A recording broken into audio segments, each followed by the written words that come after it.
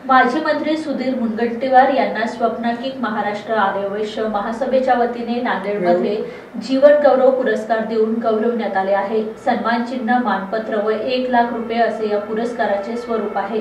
कार्यक्रमाच्या अध्यक्षस्थानी खासदार अशोक चव्हाण यांची उपस्थिती होती। माझ्या चेहऱ्यावर आनंद असतोच, पण तो सासूरवाडीच्या पुरस्कारामुळे द्विगुणित झाल्याची भावना माजी मंत्री सुधीर मुनगंटीवार यांनी पुरस्कार स्वीकारल्यानंतर व्यक्त केली आहे। माझ्या चेहऱ्यावर आनंद असतो, आता द्विगुणित झाला, कारण सासूरवाडीचा सत्कार, आशीर्वाद, प्रेम हे सासूरवाडीच्या सत्कारात असतं आणि म्हणून सासूरवाडीचा सत्कार घेताना हा आनंद जास्त द्विगुणित झाला।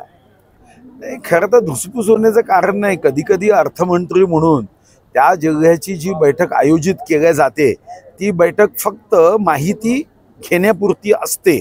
याच्यामध्ये काही गैरसमज झाले असेल तर ते दूर झाले पाहिजे। शेवटी आपण जनतेची सेवा करण्यासाठी महायुती निर्माण झाली आहे आणि मग धुसफूस करण्याच्या ऐवजी संवादातून समाधान हाच एक मुद्दा आहे।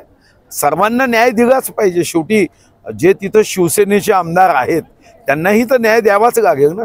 त्यांनीही भारतीय जनता पार्टी किंवा उद्धव ठाकरे साहेबांच्या शिवसेनेला सोडून एक राष्ट्रवाद विचार पुढे आणलाय, त्यामुळे त्यांचाही सन्मान राखला जावा।